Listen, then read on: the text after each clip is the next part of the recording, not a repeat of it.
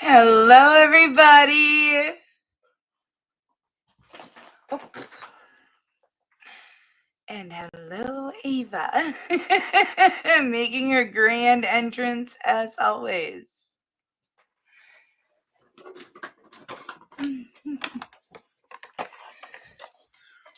I just put treats down for you. Oh, hi. Judge Ava, ready to rule the stream.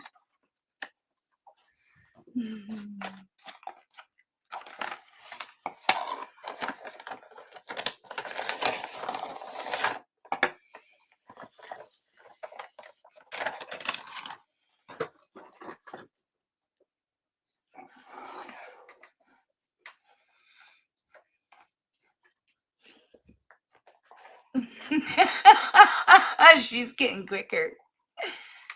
Hello, C-Rex, my love.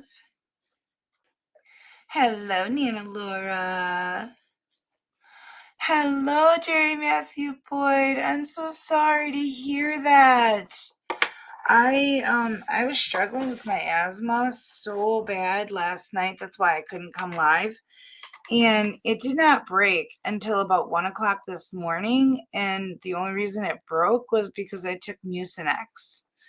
And, Mucinex DM. And so I'm thinking I might have some kind of a chest cold. I slept in today. Well, not really. I was up at 6:30, and then I mowed the lawn quick before it got hot, and then went back to bed. And then slept in. But yeah, I really hope you feel better soon, hon. Hello, Mortimer Duke, sweetie pie. Hello, Manuel. Oh, that is so sweet.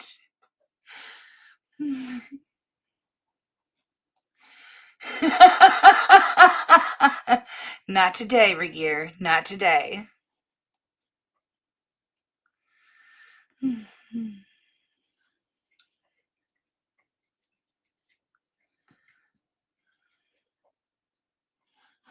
Hello, Spider-Man. Hello, Catherine Gaston. Yes, I would love to hear your really, really, really great news.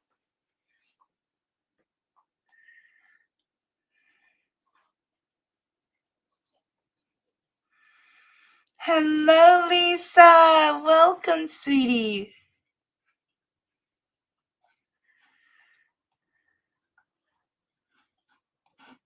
Okay, full eye exam today because I was getting very, very flickering vision. Come to find out, my left eye has improved significantly, and my brain is trying really hard to reboot to use it again. That's awesome. I'm so happy to hear that. I'm so happy for you, sweetie.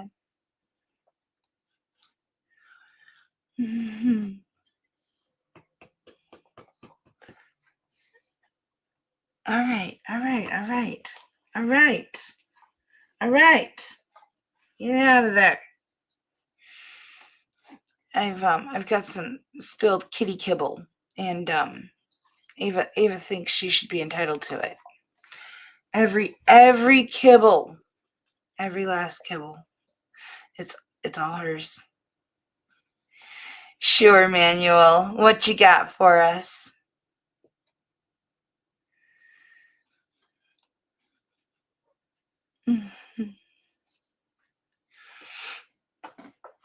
Oh, we have a bandit.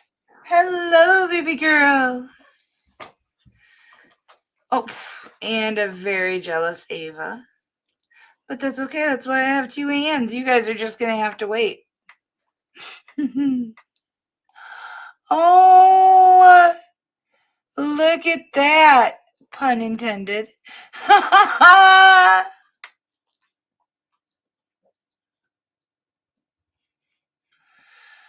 Oh my gosh, I'm so happy for you guys. That's amazing.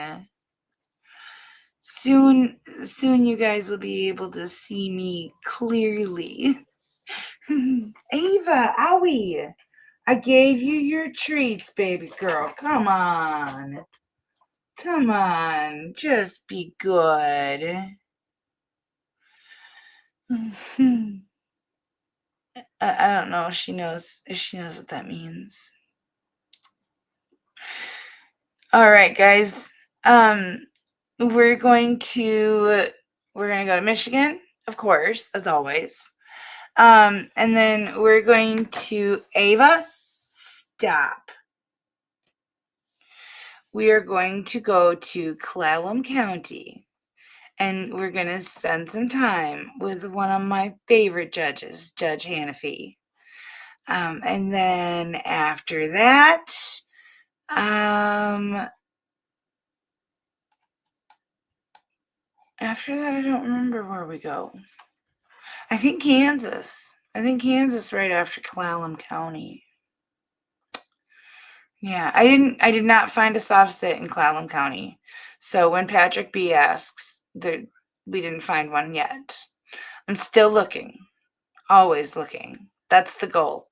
That is the end of my life goal, is finding a soft sit in Clallam County. She really is. She's so dang spoiled, and she knows it. She takes full advantage of it. She's such a jealous girl. As you saw, I mean, I barely got 2 strokes in petting Bandit, and Ava was right there. Earl, what's up, buddy?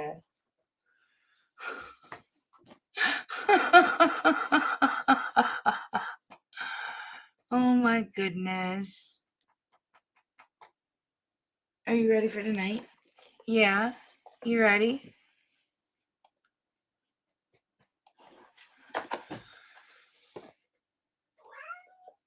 What's up, Earl?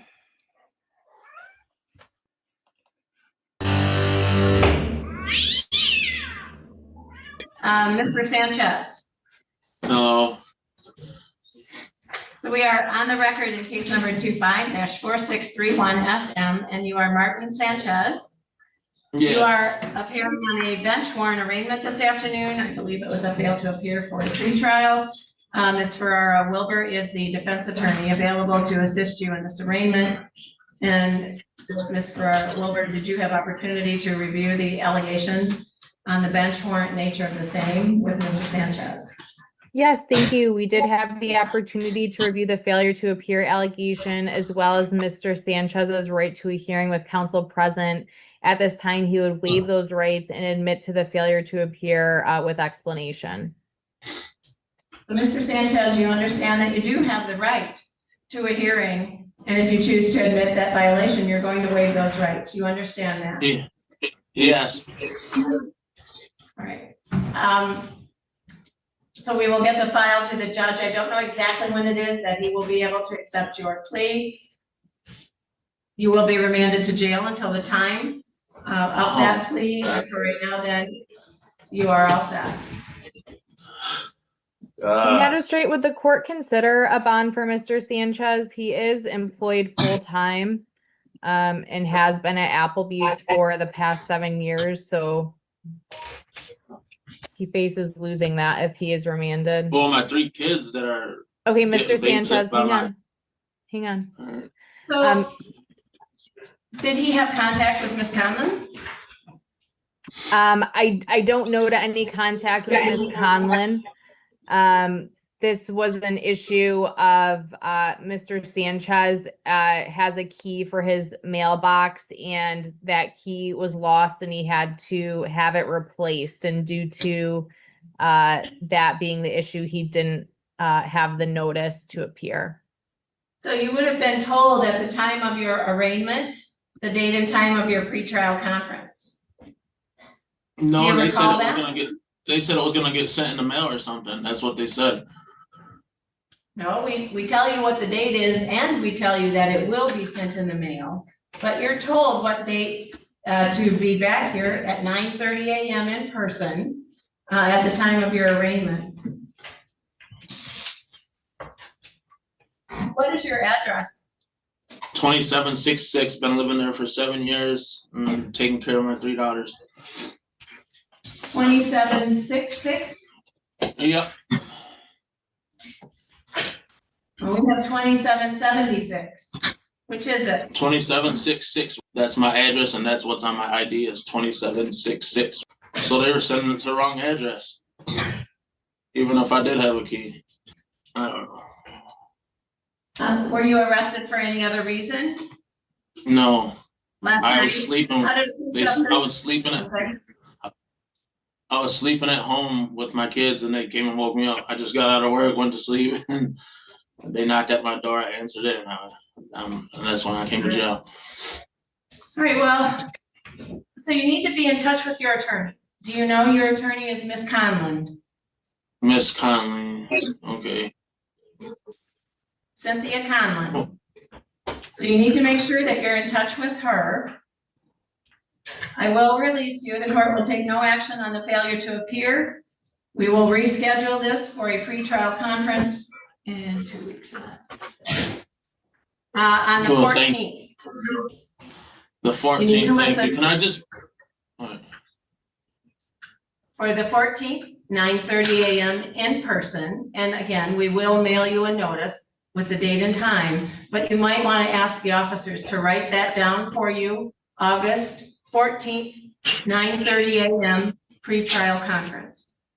All right. You have your Yeah. address correct? And Yeah.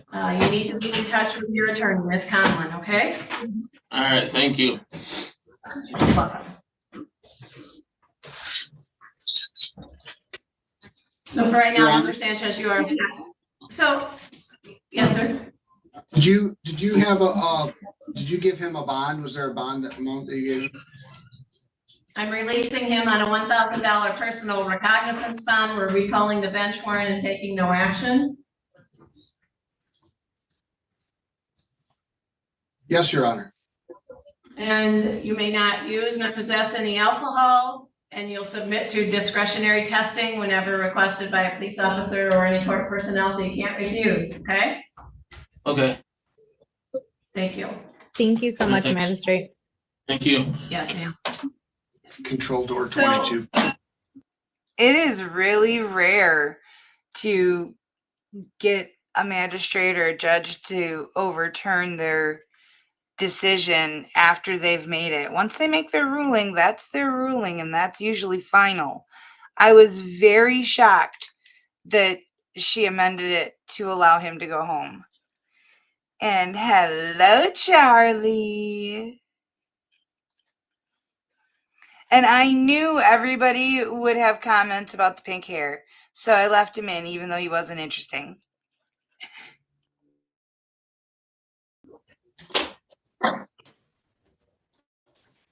I have traffic court this afternoon, and I think that at best, this is a bond setting, but it also might be a probation violation. Is that right?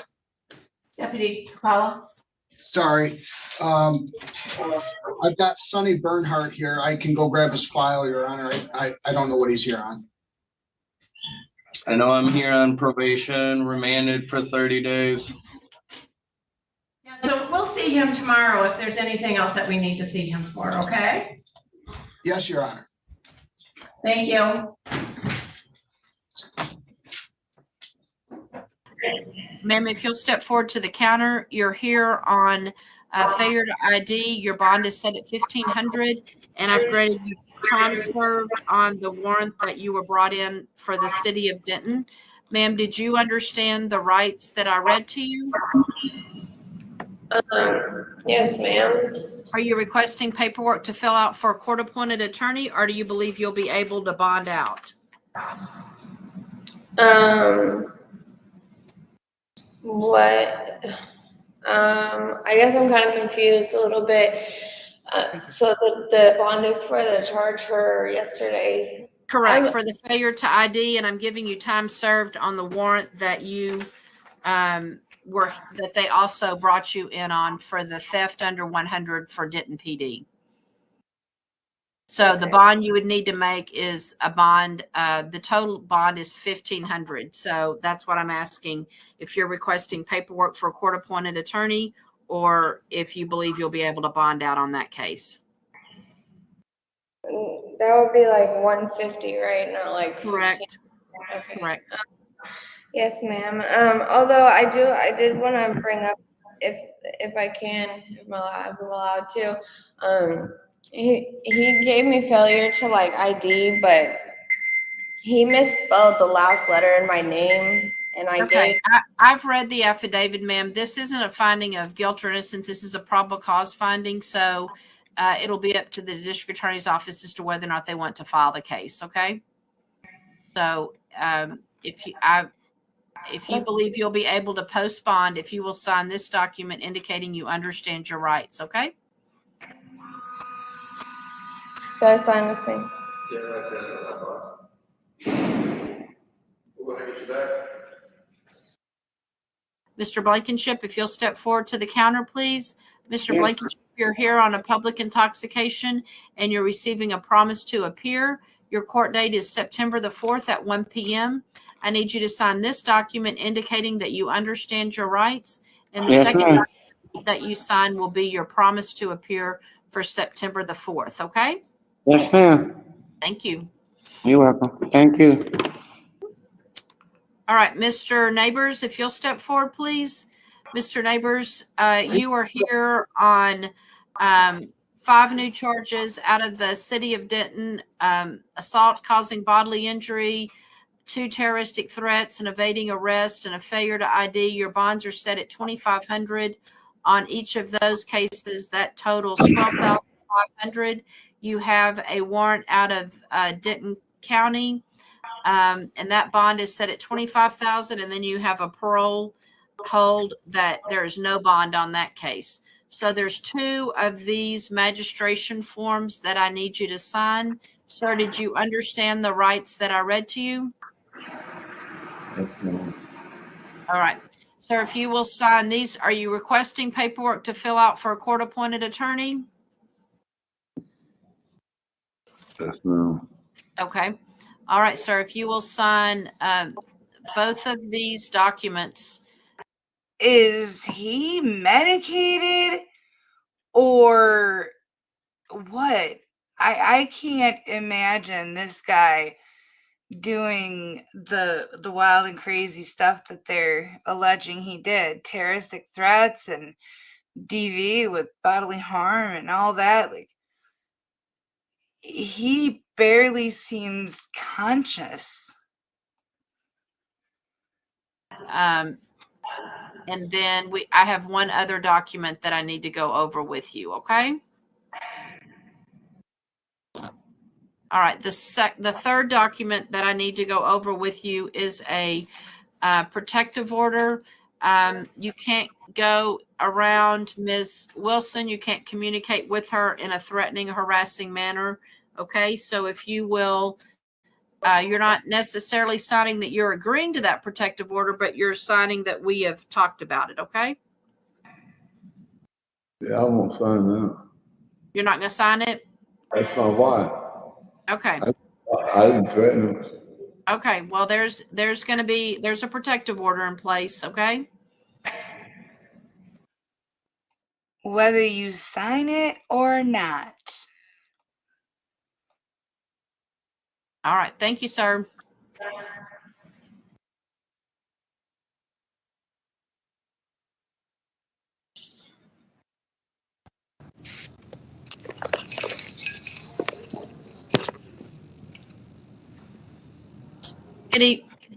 Good morning, sir. My name is Cynthia Burkett. I'm a magistrate here at the City of Denton. It's my job as a magistrate to review reports I receive from the City of Denton Police Department, determine if probable cause exists, and if probable cause exists, I'll set your bond. Sir, did you understand the rights that I read to you? Is one of those a felony charge? Yes, the obstruction retaliation is a felony charge. I was drinking and I just talked. I don't even remember. Okay, well, when you make threats to police officers, that's considered obstruction or retaliation. So, sir, if this is not a finding of guilt or innocence. You absolutely have a right to have a trial on that case. This is a probable cause finding. Are you requesting paperwork to fill out for a court-appointed attorney? Yes. Okay. All right, sir. If you will sign this document indicating that you understand your rights, okay? Doesn't mean you agree with the charges. It's just saying that you understood the rights that I read to you. I don't remember speaking directly to a person about anything anyway. I just kind of talk behind somebody's back. You sign right here for me? That's good. He signed it, Judge. All right. Thank you. Have a good day. And you should really reconsider that right to remain silent. You as well. Bye-bye. You are currently the only person in this conference. Woodsman, what are you here for today? I believe that I think I was on the Zoom call just a little bit ago, and I got confused that maybe I actually wasn't the one speaking, because there was somebody else. It sounded like a woman was also speaking when I was speaking, and I'm not sure if I actually was on my Zoom call when I was supposed to be, or if I just kind of like am overthinking it. Okay. Is your last name really Woodsman? No, it's Mikowski. I'm sorry. That's just my handle on this Zoom meeting. It's Elijah Mikowski is my name. Okay. And it's Elijah is your first name? Elijah Matthew Mikowski. Okay, thank you. Mr. Mikowski, we are here today on a charge of violation of driving in violation of your restricted conditions. The allegation is back on the 23rd of June of 25 in Allegan County. You were on southbound US 131 at or near 106th Avenue, which is the township of Gunplain. At that time, you were driving a motor vehicle, and you were driving in violation of any restrictions you have on your license. Do you wish to plead guilty or not guilty to that charge? Not guilty. Okay. Going to set this for a pretrial. That means you're going to have another hearing in front of a judge. It'll be your first chance to talk to a prosecutor. And the court's going to send you new paperwork with the time and the date and a different Zoom ID. So pay attention to that. Okay. Thank you. Okay, thank you. If you were to have a trial, would you prefer a trial by a judge or a trial in front of a jury? Judge. Okay. I'm going to set a $300 personal recognizance bond on your case. So you don't have to pay any money, but you do promise that you're going to show up the next time around. All right. Of course, yes. Perfect. You're done today. You can hang up, sir. Thank you, Your Honor. Appreciate it. Pilati. Come on up, Pilati. How are you this morning? I'm good. How are you? Very good. You know what a mitigation is? You check that mitigation box, which means you did something wrong, but you wanted to explain it. You understand that part, don't you? Yeah. Okay, well, hang on a second. Madison Leanne, let's take a look here. This thing's moving slow. I'm not falling asleep. I'm looking. There we go. Have you ever had a traffic ticket before? No. Right. Well, how come I've seen you? We've seen each other, haven't we? Yeah, I went to court last month. I came back with my driver's license. Oh, that's why I've seen you. So you got your license, did you? Yeah. How old are you now? I'm 19. I'm gonna be 20 in September. Oh, boy. Should I load up on fines on you and hit you with money? No. You working now? You working these days? Yeah, I have an apartment. So what was this wheels off roadway? Oh, the police officer wasn't all that happy with you because he doesn't think you were being straight with him when you first started talking to you. You remember that part? Yes. Were you kind of fooling around with the truth a little bit? Yeah. Why? I'd never been in trouble like this before. I was just scared. Some people, when they get in trouble for the first time, they get nervous. But you kind of shaded the truth a little bit. Yeah. Well, you're not supposed to do that. What if it was something really serious? Huh? And is this the first time you've had a license? Yes. License July 17th. What'd you have to do that? Pay for the test? Yeah, and Did just you have to go and take- do it. Did you have to do, oh, you didn't have to do driver's school or anything? No. No. Did you get insurance?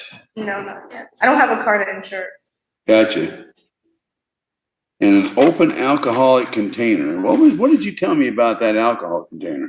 I had just gotten my car back. It could have been old. I don't even know what it's from. Well, doggone your hide. So you actually have some income coming in, don't you? Yes. Well, now I wonder how the legislature does this. You know, the fine for a no operator's license without an ID is $560. Did you know that? Who came up with that? Do you have $560 right now? No. Most people probably don't. Well, let's take a look at this wheels off the roadway. All right, so the police officer found your car in a ditch. And then what did you tell him? You kind of lied about it. What did you say? What did you tell him? That it wasn't your car or you weren't driving? Yeah, I tried to lie. Well, you see, you were kind of lucky because he could have written you up for a criminal violation of obstruction of justice, you know, because when you slow him down, when you mess with him, he's just trying to figure out who the car belongs to, and then you lie to him, and he could have charged you with a crime, but he didn't. So if you see him again, you might want to thank him for that. So what are we going to do with you? How long you had this job? Over a year. About a year and 2 months now, I would say. Well, and how are you getting back and forth to work? Somebody drive you or you walk? I live right behind my door. You live right there. So what am I gonna do with you? I think we're gonna try something a little different with you because you don't have money. We could defer one of these, but I don't see you coming up with $560 plus $25. I don't see that happening. Well, I'm going to dismiss the alcohol container. We're going to start there. Let's shave off the alcohol container. You're not supposed to have an open alcoholic container in your car. Did you know that? Yes. So we're going to dismiss charge 4 today. And you got a license. And so whose car were you driving? It was in my mom's name, but it was technically mine. I just didn't have it in my name yet because I didn't have a license. Yeah. So your mom plays around with the rules too. That's not good. I don't think my mom was very aware I had the car at the time being. Oh God. Madison Leanne, you're making me nuts. It was a horrible mistake. How can we get you to play by the rules? I don't know. I think I learned my lesson this time. Well, so one of the big responsibilities in life is, and it applies to all of us, is when you're driving down the road, you could make a mistake and kill somebody. We had a young girl about your age a while back that was pulling out. She's got her license, but there was kind of a bush there hiding her view, and she almost T-boned a guy coming down the street. And people get killed in those T-bones, you know. So what we need from you, what my clerk and I both need from you, is to be properly licensed and properly insured and obey the law. And if a police officer asks you questions, telling them some BS answer, it's just, it's not good. I need to know that you're going to go the rest of your life not doing stuff like that. You see why I love him. He actually is a lot like Judge Middleton. He has his own Katrina, if you remember Katrina from Judge Maribel's court. And the very original prosecutor was like Timu J. Regier. The courtroom was just this holistic blend of everyone that we loved when I first started watching this docket 2 years ago. Not driving a car without a license, not driving without insurance, and then lying to the police officer. Because you make life harder for the rest of us. Yeah, I'll never do that again. Well, I know that. I'm trying to understand what was going through your head. So what we're going to do, I think what we're going to do with Madison Pilati, I think we'll just set her over 6 months till the new year. What's 6 months from now? Well, can we get a February date? I guess I got to look at my phone to figure out. Go with February 5th or February 12th? Let's do February 12th. That's Abe Lincoln's birthday. You're either gonna be free or not on Abe Lincoln's birthday. I'm joking with you. I need you back here on the 12th of February, 2026. Okay? Because we're gonna see how you're doing. I just missed the alcohol container one because I don't see all that much in there. So February 12th at 10 o'clock, see how you're doing. No more traffic tickets. No more driving without a license. Okay, good. February 12th, Abe Lincoln's birthday, okay? All right, young lady, we'll see you then. Thank you. What about, did we ever have Farrell Rodden? Did Damian Farrell Rodden show up? Where is, there he is. Come on up, Farrell Rodden. That's 5A010707 It's a mitigation hearing. What's the crowd for? Why does he need a crowd? Is he incompetent mentally? No, Why are you up here? Who are you? I'm mom. Okay, you have a seat and you have a seat. I'm gonna talk to the boy. How old is he? 16. Okay, you guys go ahead and have a seat. When I want to invite you up here, I will. Let's do that. Let's pretend we got a courtroom instead of a living room. Mr. Damian Farrell Rodden. Let's take a look here. Speeding, so a mitigation, do you know the difference between a mitigation and a contested hearing? What? Contested is you didn't do it, and mitigation is you did it, but you want to explain. Does that make sense to you? Yeah. Okay. Are you in school right now? Are you in high school? Yeah. Okay. What grade are you in? Junior. Okay. It says speeding 39 over limit. Calibrated speed measuring device. Captured speed was, do you think you were going 89 to 50? Yeah. How come? I don't know. Well, I bet your folks would like it if you didn't get killed driving around. What do you think? Yeah. Did you ever get a license? Not yet. Now, this is where your parents could come in handy. What car are you driving without insurance? Whose car was that? It was my stepdad's. Stepdad's. Is anybody else letting you drive a car without insurance? No. Well, there was insurance. I just didn't have any proof of it. Okay, so you're saying the car was insured, your stepdad had insurance or not? Yeah, there was insurance. Have you ever purchased insurance? No. Do you know how insurance works? Did you have any idea you were insured or not insured when you got in the car? No. So you're not responsible enough to drive yet. If you don't know if the car's insured, you can't be driving a car. If you don't have a license, you can't be driving a car. What do you think I should do with you? I don't know. Well, we're going to do the same thing we did with that young lady. We're going to bring you back on Abe Lincoln's birthday, February 12th. Now, these parents, is he going to be driving without a license or insurance? No? Yes? Is actually one of these police officers in town, if they caught you driving without a license, they could hit you with a criminal charge, just like that young lady, and you could end up going to jail if he charged you with a crime. But that's not what we're trying to do here. What we're trying to do here is get you to understand that you can't drive without a license or insurance. Because who would pay for these fines? If I find you right now, 370 plus 560 plus, so 560 twice is about $1,100 or $1,200 plus. Which one of your parents would pay the $1,500 in fines? I don't know. Well, would you pay for it? Probably not. No. So you have to go asking your parents, please pay $1,500 in fines. Or you could wait until you had a license and insurance before you drove. What do you think? Wait. A or B? Just wait. Yeah, you come back here, Lincoln's birthday, February 12th at 1:30. We're gonna see if you have any new offenses. Okay. So mom and dad, you gonna tell me this kid's not gonna get in the car behind the wheel till he gets the license? You know? We were here a month ago. Yeah. And I gave you proof of insurance. That's good, that's good. The last time that we were here, you had stated that because we just wanted a payment plan for him to pay and get a job. Well, oh, that's right, I remember him, yes. Okay, so, didn't we, and I asked him if he'd been going to school, and he wasn't real regular about going to school, was he? He was not.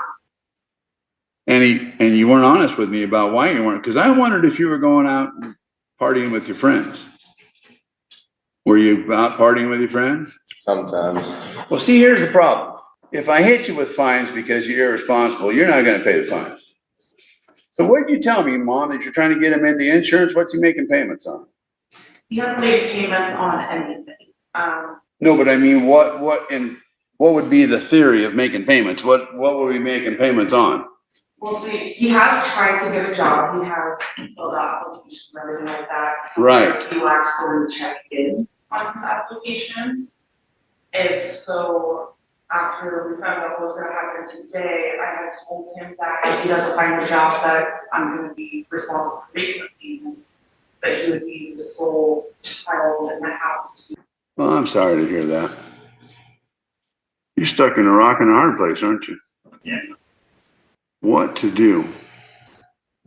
I remember telling you this the last time, that all my peers would have shamed me if I'd been 16 years old in Forks. I was 16 years old here in Forks, and there was no grown male that didn't have a job at 16. You had to feel shame. I don't know if do you feel shame for not working? Not really. Well, you might end up spending your whole life being useless. If you don't feel shame now, when are you going to get useful? At some point, you got to be useful. There's gratification, there's satisfaction in being useful. If people know you're useful, they want to come around you. They want to be your friend. Your party friends don't care what happens to you. You could die and they don't care. But if you make yourself useful, you have people that look for you. So you got to figure out whether you're going to be useful or just, not be useful. And I don't know what to tell you about that, because if you don't have it in you, I don't know when you're going to get it. So, all right, Mom and Dad. Now, you're not the stepdad, are you? You're the stepdad. Well, you guys got a bigger problem than him just driving. I don't know what to do with your boy.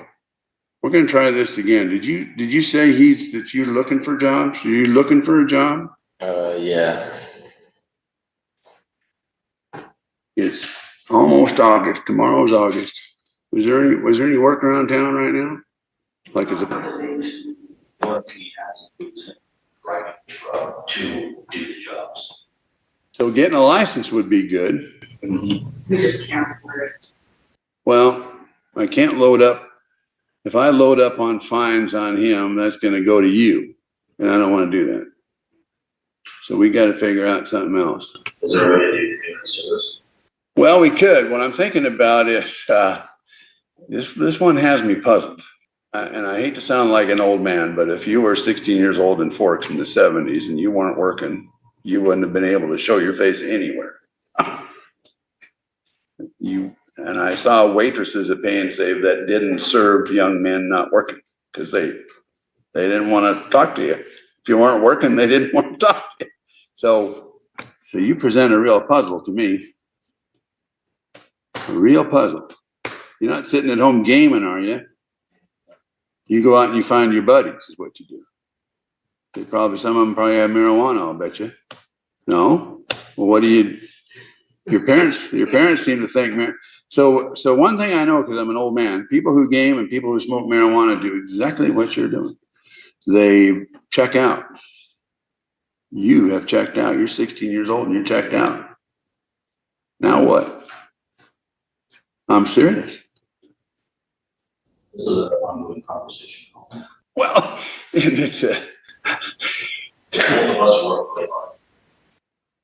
I believe you. Yeah, this is an ongoing show. Oh man, that is something else. Well, I don't know what to do. I'm thinking about, community service. You know what? That actually isn't a bad idea, is it? What did we say? We got the Elks or whatever it is over here. That guy over there that does that. All right. So here's the thing. We're talking about the difference between all of us being adults and that being a child. A kid's 16. No 16-year-old needs to be sitting at home, getting high and playing video games all day long. They just don't.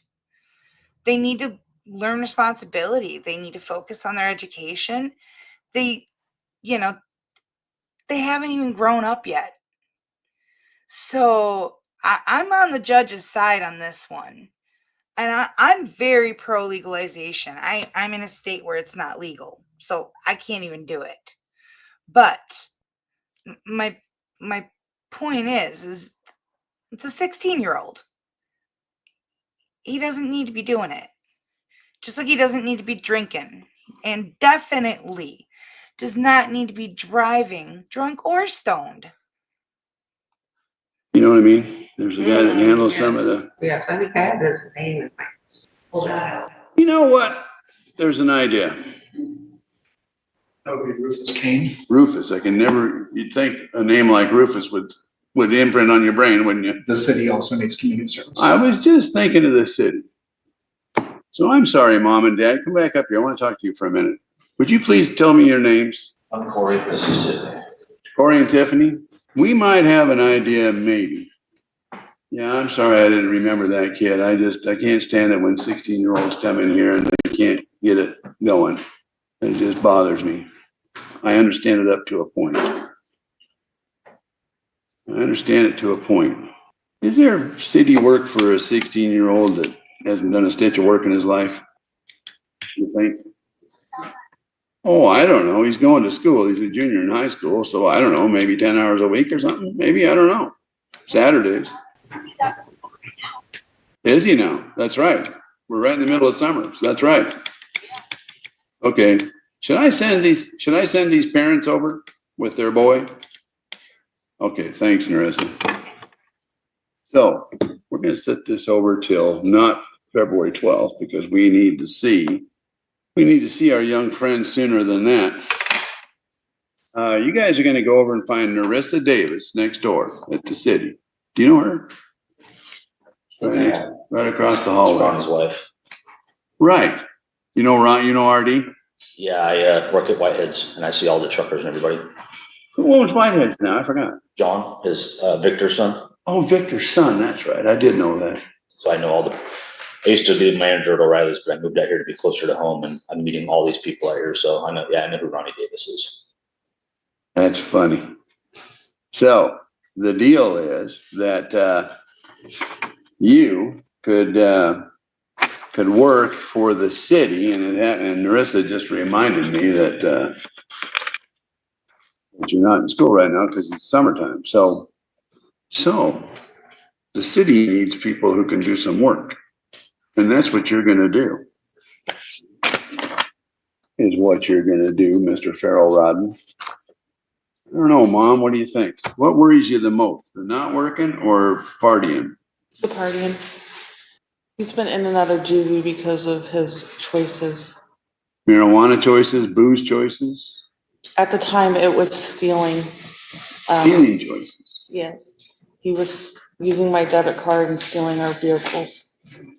Well, sometimes people, when they're trying to get drugs, do that. You think that's a related thing? You think that's what's going on? I think if he chooses to, he could actually stop. When he was on probation, he did really well with staying away from it. Well, see, now I was thinking about that because this isn't a criminal charge, so I can't put him on probation. But when he's alone and by himself. As a kid, he's a good kid. He's a good kid. Like he follows rules, does all as soon as he gets. So he's a follower. When the boys come around, he turns into a follower. Once you get somebody that's more dominant than him around, he follows. Oh, that is funny. I'm laughing at you. So what it means is you don't know how to take care of yourself. Which is funny because Mom and I are both very dominant people and we don't take crap, and it's almost like he's the opposite. Well, that's interesting too. Mm-hmm. He hasn't found his backbone yet, is all it really boils down to. And we've told him that. That is something else.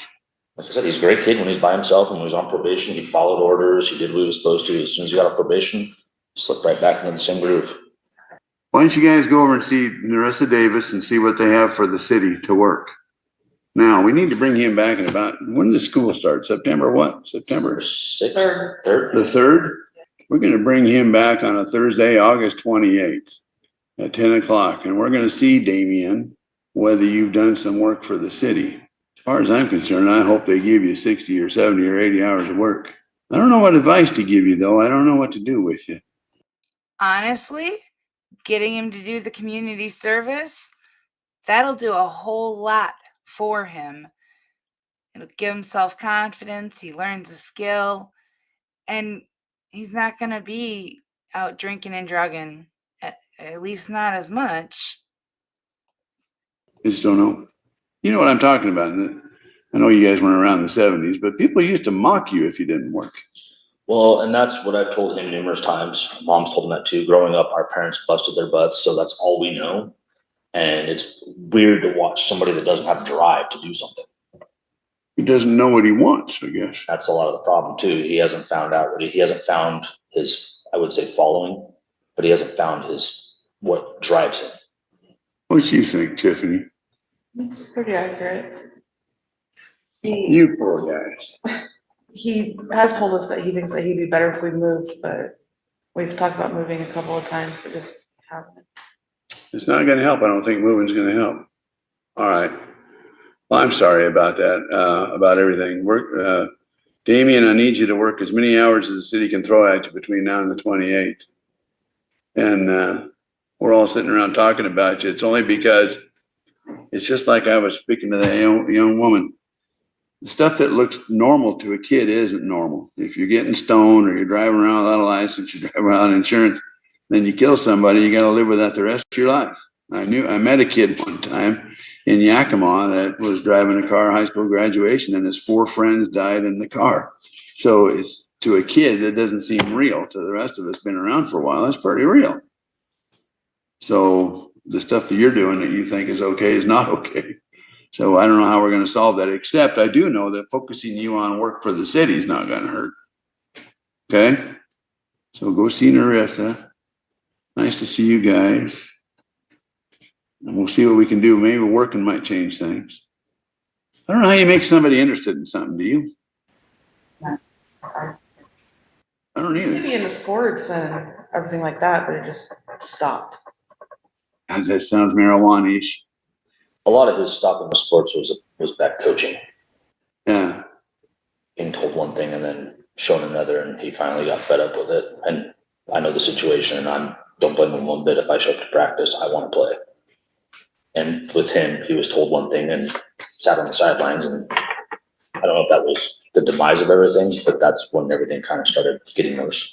Well, the key word now with like computer gaming, all these kids cut up on gaming, is avoidance. We got a whole bunch of kids that are into avoidance. I'm serious. Isn't that weird to think about that? I think it might teach him responsibility. Right. Where does this big nationwide avoidance come from? I don't know. Think about it though. All right, we'll see you the 28th. I'm hoping Narissa Davis, somebody over at the city, gives you a whole bunch of work, and it's not because I'm trying to be cruel. You've stumped me. I'm stumped. I'm stumped. All right, see you on the 28th. And good morning, all. This is the time that is set for pretrial conference plea docket. And I see that we may have Mr. Andrews. Sir, you want to take up your case first? Yes, Your Honor. It's Nathaniel Kerr, K-U-H-R. Okay. All right, we'll go on the Zoom record. First case, State of Kansas versus Nathaniel Kerr, 24 CR 338. State of Kansas appears by Assistant Butler County Attorney Amber Norris. The defendant, Mr. Kerr, appears in person and by court-appointed counsel Josh Andrews. This matter does regularly come back before the court this date on the pretrial conference plea docket. And announcements to the court at this point, Mr. Andrews. Thank you, Your Honor. Your Honor, we have reached a plea agreement with the state. Mr. Kerr will enter a plea of guilty to an amended count 1 endangerment pursuant to KSA 21-5429, which is a Class A person misdemeanor that will have the domestic violence tag on it.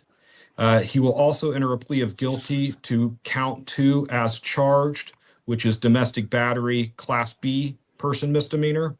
There will be a joint sentencing recommendation of 12-month controlling sentence on count 1, 6-month controlling sentence on count 2 to run consecutive to each other for a total controlling sentence of 18 months. And that Mr. Kerr would be granted probation from that sentence for a term of 11 months. And the reason for the joint recommendation of an 11-month probation term is that Mr. Kerr is a resident of Oklahoma. And by making it an 11-month probation term, there would not be the need for an interstate compact. Thank you, Mr. Andrews and Ms. Norris. Is that the state's understanding of the plea negotiations? Yes, Your Honor, and state would move to amend count 1 to endangerment, a Class A person misdemeanor. Thank you, Ms. Norris. Mr. Kerr, Ms. Norris, and Mr. Andrews have advised the court that you do wish to enter a plea of guilty pursuant to plea negotiations to amended count 1, endangerment, a Class A misdemeanor with a domestic violence tag, and also to count 2, as set forth, domestic battery, a Class B person misdemeanor. Is all that correct? Yes, Your Honor. And you understand you could be sentenced up to 1 year in the county jail for amended count 1, and you could be sentenced up to 6 months in the county jail in regards to count 2.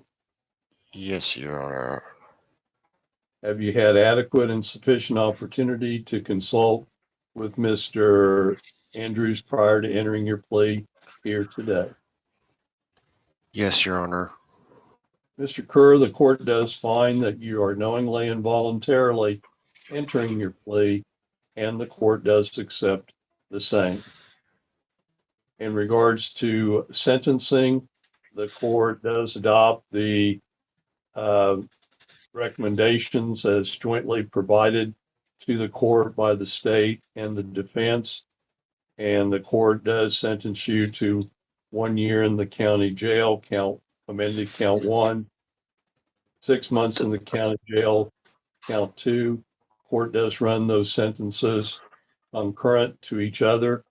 The court does grant you probation from the sentence imposed, subject to the terms and conditions as set forth by counsel on the record.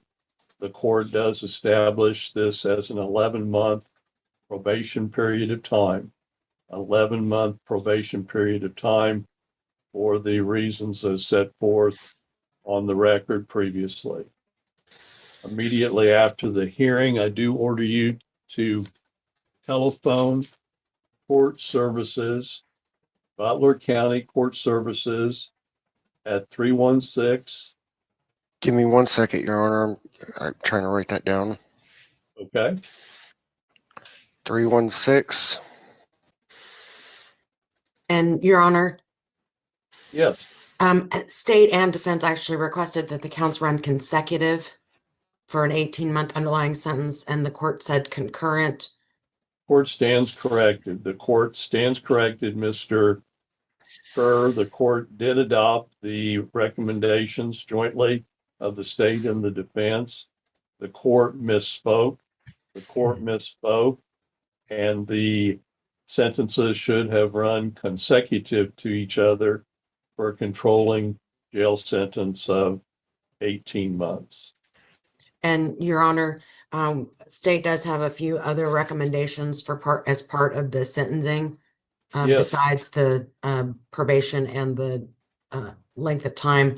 We will be requesting that the court assess the costs and fees of the action to the defendant, no contact with the victim, domestic violence offender assessment, and that he follow through on the recommendations, a $100 fine on count 2, $100 DV fund fee, and all standard conditions of court services, probation, and the court has already told him that he needs to report today. And then Mr. Andrews is retained, so the court doesn't need to deal with court-appointed attorney fees. All right. And Mr. Andrews, is that the defense understanding of the plea negotiations? Your Honor, there was not a specific agreement on one way or the other on these those recommendations. We would join in on the recommendations with all except for the fine. I don't believe a fine would be appropriate in this matter. There's already going to be a significant amount of costs associated with Mr. Kerr. And because he is doing the battery intervention program assessment as a condition of probation, my understanding of the statute is that a fine is not mandatory. And so otherwise, we would have no objections to the recommendations. The court adopts the joint recommendations that are in addition to the sentence previously imposed. The court does not impose a fine herein. The court does find there will be a substantial amount of costs and fees. Otherwise, any other matters to come before the court? Ms. Norris? No, Your Honor, thank you. And Mr. Andrews? No, Your Honor. There being nothing further to come before the court is in recess. Mr. Kerr, have a good day. You do need to make that call at this time. And Mr. Andrews, is that the only case you have on the docket? It is, yes, Your Honor. And both of you are free to go, and have a good day. Thank you, Your Honor. Have a good weekend. And Mr. Stang, you want to take up your case? That'd be fine, Your Honor. I'm filling in for Mr. Gehring today. Okay. Mr. Dvorak. Thank you. That should be case 25 CR 000073. Thank you. Court goes on the Zoom record. Case is entitled State of Kansas versus Coulter C. Dvorak, 25 CR 73. State of Kansas appears by Assistant Butler County Attorney Amber Norris. The defendant, Mr. Dvorak, appears in person and by his attorney, John Stang. This matter does regularly come before the court this date on the pretrial conference plea docket. And announcements to the court, Mr. Stang. Thank you, Your Honor. It's my understanding, talking to Mr. Gehring and looking at Ms. Norris's email, that we will be entering a plea of guilty to an amended count 2, which will be amended to criminal damage to property of Class B non-person misdemeanor with a DV tag that would have a controlling jail sentence of 6 months. An amended count 3 to be assault concerning Braden Willard, a Class C person misdemeanor with a controlling jail sentence of 30 days. And count 4, which I recall was a Class A misdemeanor stalking, and that would have a controlling sentence of 12 months. Count 1 would be dismissed. All counts would be consecutive. I'm not good with math, but it looks like we're talking 12, 6 plus 30, 12, 13, 14, 15, 16, 17, 18, 19-month sentence. I think that's right, Ms. Norris. Does that sound right? And that's 12 correct. 12 months probation.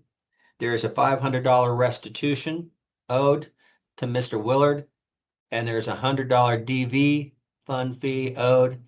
The state is not requesting any fines, but there would be court costs and obviously probation costs. Thank you, Mr. Stang. It's the court's understanding that count 1, pursuant to plea negotiations, would be dismissed. Count 2, criminal damage to property, would now be classified as a B misdemeanor with a domestic violence designation. Count 3 is amended. And what was that amended to? Assault, Your Honor. Assault. A Class C person misdemeanor. C misdemeanor. And stalking, an A misdemeanor. Is all that correct? Yes. Okay. And Ms. Norris, is that your understanding of the plea negotiations? Yes, Your Honor, that is correct.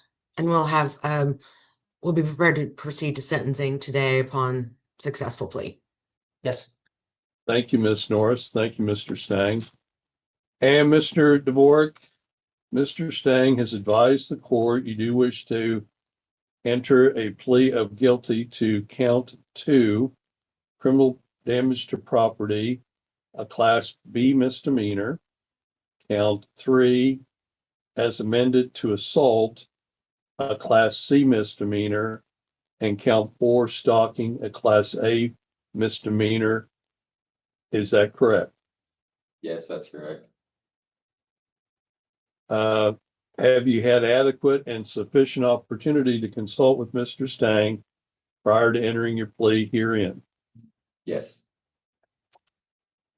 And you understand that you could be sentenced in regards to count 2, B misdemeanor, 6 months county jail, count 3, assault, 30 days county jail, count 4, stalking, 12 months in the county jail.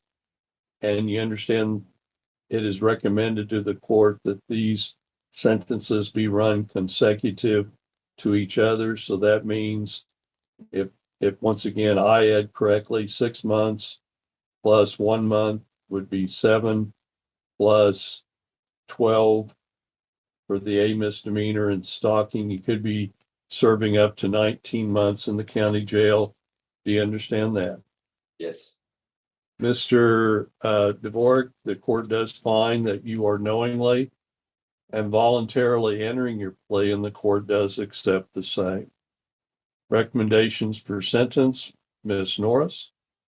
Thank you, Your Honor. State would recommend 6 months in the county jail on count 2, 30 days in the county jail on count 3, and 12 months in the county jail on count 4. All those counts to run consecutive. Ask the court to assign defendant to 12 months court services probation with all standard conditions. The costs and fees of the action to be assessed to the defendant. Domestic violence offender assessment, and that he follow through on the recommendations. No contact with Brandon Willard.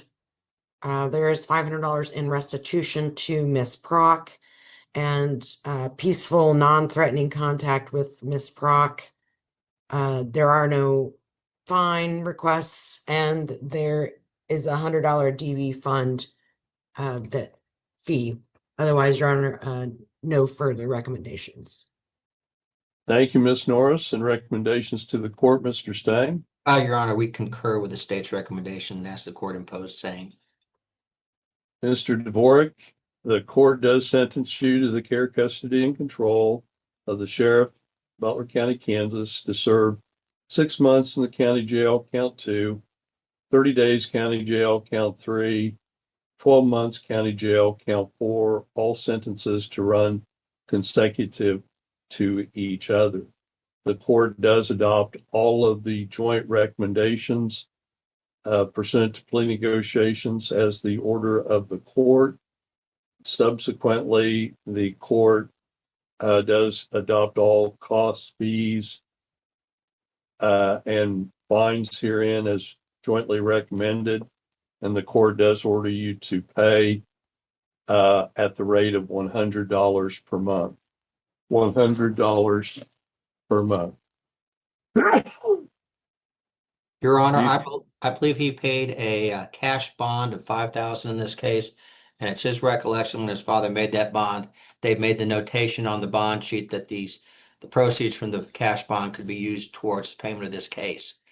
And he'd like that to be done, if in fact we can, that's all the documentation. All right, if that is correct, the court would approve the payment of the cash bond that's been posted toward the payment of fines, cost, restitution, and any fees pursuant to the request of the defendant. And immediately after the hearing, Mr. Dvorak, the court does order you to contact court services in regards to the probation program. And the phone number is 316. Thank you. And anything further to come before the court, Ms. Norris? No, Your Honor, thank you. And Not for Mr. defense, Your Honor. Stang? No, thank you. There being nothing further to come before the court is in recess. Good luck to you, Mr. Dvorak. I show that is the only case for Mr. Stang. Have a good day, and you're both free to go. You too. Take care. Good afternoon, everyone. This is the time set for first appearances. Gail, your case? Jared Manis. Okay. I believe he was going to appear through the port, He's here, at yeah. the courthouse. Okay, here he is. Yep.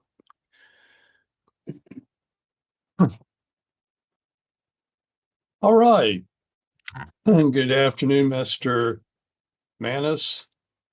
Good afternoon, Your Honor. Case is entitled State of Kansas versus Jared Fred Manis. Case number 25 CR 347. State appears by Assistant Butler County Attorney Amber Norris, the defendant, Mr. Manis, in person, and by his counsel, Gail Jensen. This matter does regularly come before the court this day. For first appearances, the court does note that Mr. Manis has posted a bond in the amount of $3,500 surety, and the court at this time does approve the same. And Mr. Manis, you are charged by way of information, count 1, on or about July 25th, 2025 in Butler County, Kansas, with domestic battery, a Class B person misdemeanor. Count 2, same date and location, criminal damage to property, a Class B non-person misdemeanor. Count 3, same date and location, assault, a Class C person misdemeanor. And Mr. Manis, do you understand the charges pending against you? Yes, Your Honor. You do have the right to counsel. The court does note that Mr. Jensen is retained herein. And subsequently, the court does set your next appearance date. This would be by Zoom process, and this would be before Judge Webster. This would be on Monday, October 20, 2025, 9 a.m. Monday, October 20, 2025, 9 a.m. before Judge Webster. You do need to be present by Zoom process at that time. The court does continue you on the bond previously posted. I do order you to stay in contact and communication with Mr. Jensen and your bail bondsman. Keep them advised at all times, your current address, telephone number, place of employment. Any Yes, Your further matter to come before the court, Mr. or Miss Norris No, Your Honor. and Mr. Jensen? Yes, Your Honor, there's a no contact provision on that bond that we'd ask be lifted. Mr. Manis is the father of the family that lives in the home where this matter occurred. He and his wife were in an argument. The 18-year-old son confronted his father during the course of this matter. A physical contact evolved. The damage is just drywall damage. And there's never been any contact with law enforcement, to my knowledge, at all before then. Mr. Manis is a veteran and has been in contact with the VA regarding involving himself with anger management programs they may have, and any other benefits that he as a veteran can extend to the rest of the family.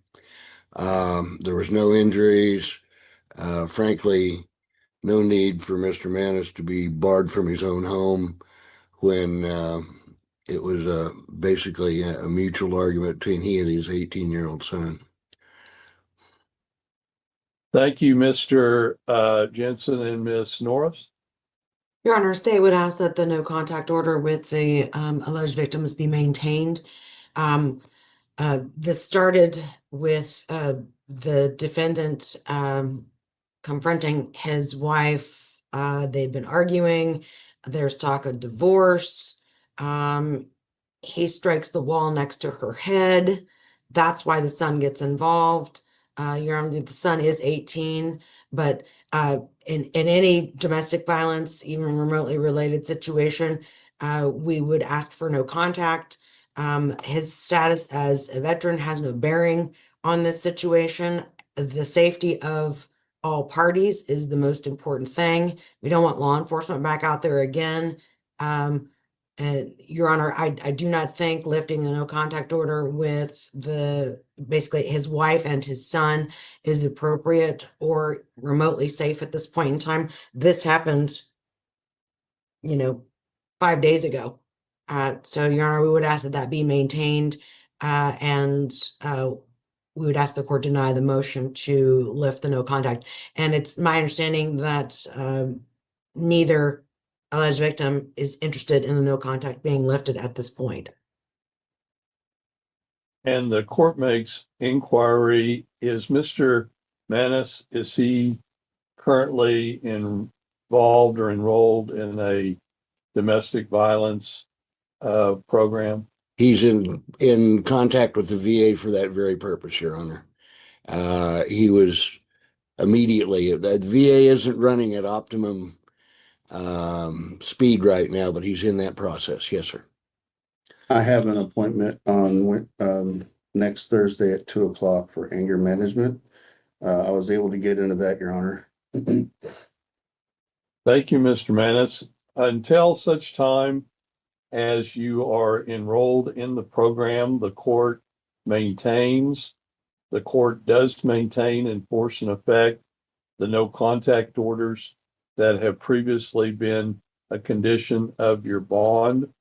And that means no contact with Wayne Manus and Estrella Manus. So the court does keep that in force and effect. Anything further? If my understanding then is if he attends that appointment that's scheduled for next Thursday, that will lift the no contact. Did I understand the court correctly? No, he needs to bring that back upon motion to the court. Okay. And he needs to bring that back before Judge Webster. The court is understanding that the two alleged victims, apparently Mr. Manus's wife and his 18-year-old son, are objecting to the no contact order being lifted. Therefore, the court made inquiry as to whether Mr. Manus had even gone the route of trying to involve himself in a domestic violence program. And it appears pursuant to Mr. Manus's statement and your statements, Mr. Jensen, he has.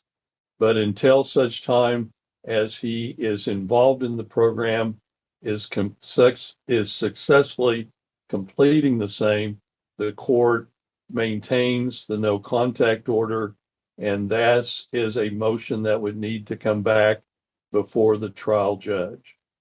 And that would be Judge Webster. And can I ask yes. Ms. Norris, for purposes of the record, was there an objection to lifting the order or simply no response to or agreement to lifting the order? Say that again, Gail. Was there an actual objection to lifting the order or not a joint request from the wife and son? Not a request. Not a request? I don't think I said objection. I think the court did, but no, Okay. there's been no request. Well, And based on information in the reports, it did not appear that that would be a forthcoming request. Okay. I just wanted to make sure the record reflected the accuracy of that, whatever position that was. Thank you. The court mistakenly used the term objection. Okay. That was my verbiage, my terminology. That is my mistake. But it would appear from the prosecution's presentation that there is no movement by the alleged victims to set aside the no contact order. That was my only concern. Thank you, sir. And the court does understand that this creates a difficulty in living arrangements and all sorts of problems, but that appears to be part of the situation and consequence that Mr. Manus finds himself in at this time. We'll be sure to provide the court and all interested parties in the process, sir. Thank you. Thank you. So, for everybody that's talking about that, the indecent liberties with a child case that was on earlier, yes, I have it. I plan on getting the sentencing in October and then running the hearing from today alongside the sentencing as a members only. If I had run it tonight, the whole stream would have been demonetized. It is awful. It is, stop it, Bandit. It's hard to get through.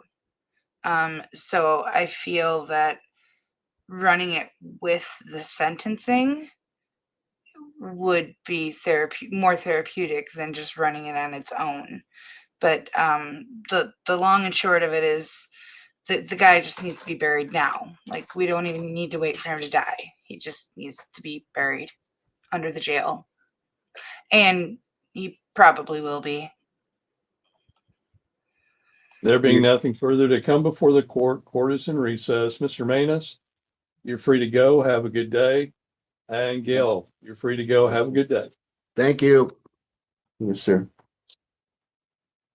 And Wayne Brian Manus. Yes. Good afternoon, Mr. Manus.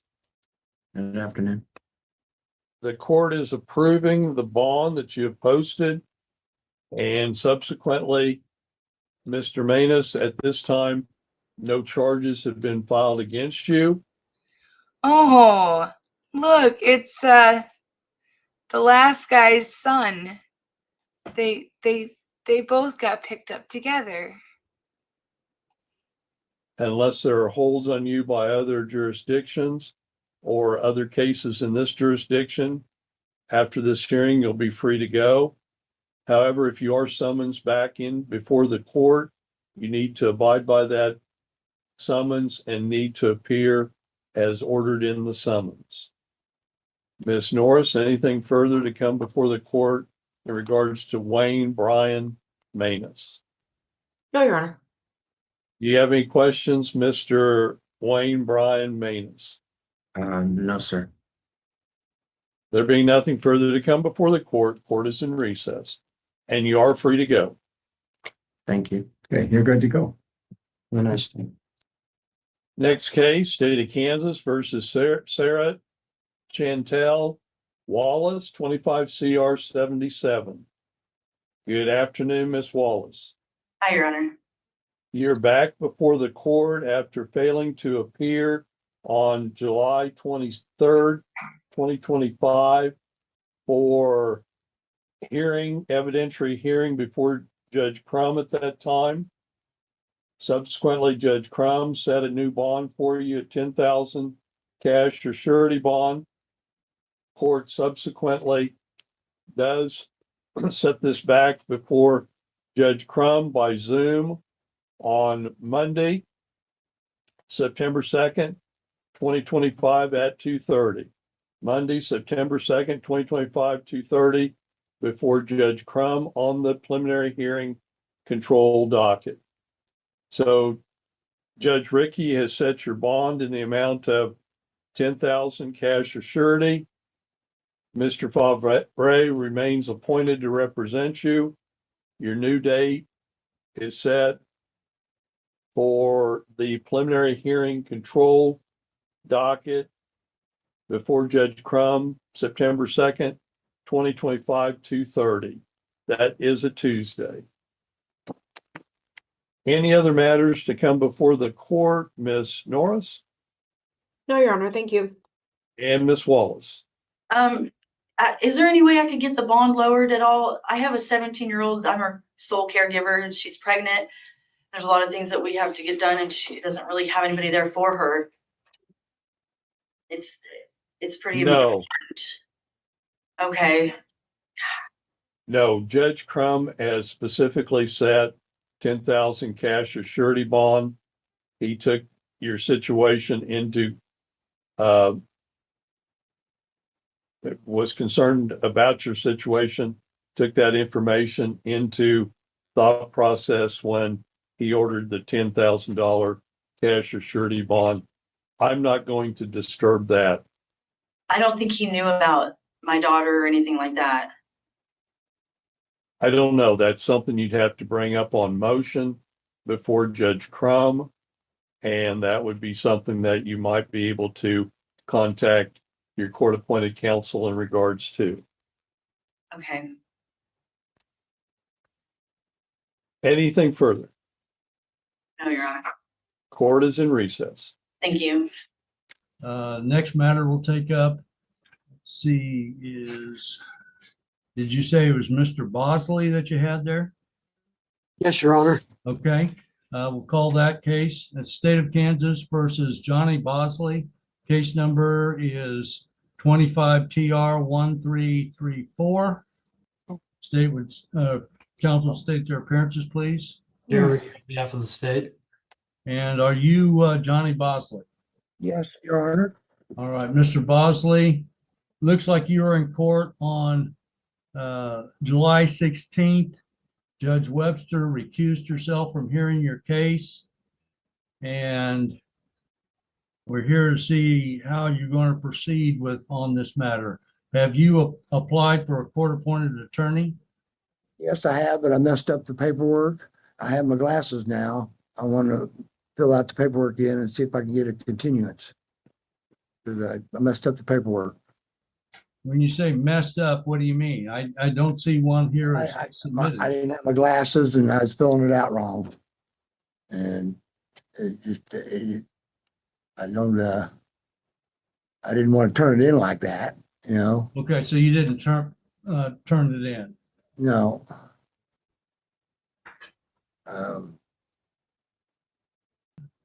Are you employed? No, I'm trying to get my disability. All right. Have you got the information? Have you filled out the corrected version now? For the lawyer? Yes. No, I need to pick up the paperwork so I can do that right now. Where can I get the paperwork for that? Well, the same place that you got it the first time, I imagine. If you knew that you filled it out wrong, how come you didn't pick up another copy and fill it out so you're ready to go? I took it home with me. Well, still, you still haven't picked one up and filled it out, and that was a couple of weeks ago. I'm not driving. I have to get a ride everywhere I go. I live over on the other side of Augusta, and I'm trying to do what I can to get over here on time and everything. You know. All right, Mr. Bosley, let's see, what's the next date the clerk has? Do you want to keep it on your docket, Your Honor? Yes, yes, because Judge Webster has a conflict of some sort. August 15th. August 15th at 1:30? Yes, Your Honor. Okay, are you on a bond at this time, Mr. Bosley? Yes, sir. Yes, Your Honor, I am. Okay, Mr. Bosley, you are to appear. Before you leave the courthouse today, I notice you have your glasses on. Fill out that paperwork and submit it today. Yes, If sir. you don't submit it till the next time that you appear, obviously you're not going to have an attorney. Yes, And Your Honor. you'll probably give me the opinion that you're trying to just kind of delay things. So don't give me that impression. Get that done, get it turned in today. Then next week, no later than Tuesday, you need to contact the clerk of the district court and see if you met the criteria and if a an attorney was represented. They'll tell you if yes, that you do, who that attorney is, and then it's your responsibility to contact that attorney. But you are to be back in court on August the 15th, like you are today. You come to court security. Will be a Zoom hearing. If you haven't, if you don't qualify for court-appointed counsel, they'll advise you of that. And if you're going to have an attorney, you'll need to hire one. I don't know what your status is, but until you fill out that paperwork completely, but it needs to be turned in, and then check with them no later than Tuesday. Yes, Your So Honor. and then you need to be back here August 15th for the 1:30 docket, and know who your attorney is. Talk with them in advance so that you're ready to proceed. Okay. Yes, Your Honor. Very well. We'll continue to that date, and you're free to go at this time. Thank Now, you. Thank you, Your Honor.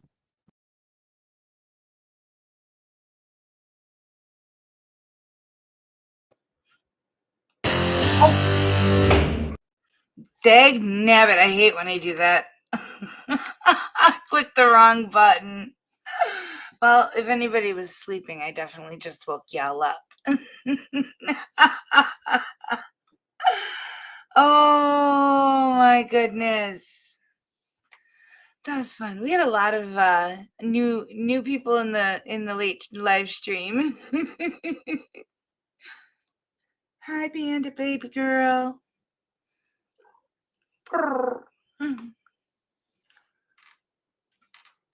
Oh, this is my baby.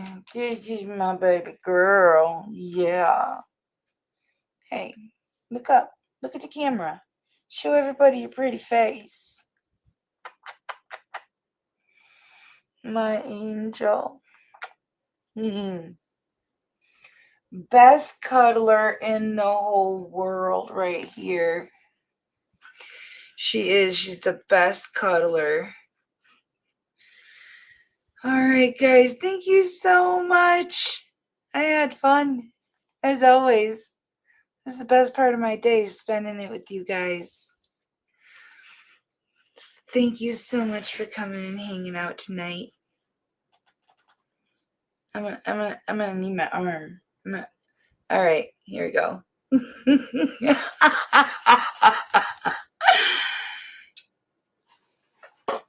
Hey, you stop that. Quit it. I have my meds up here for a reason, and it is not to provide you with endless entertainment of knocking them down to make me pick them up. Yeah, kisses make it better. I gotta admit, they do.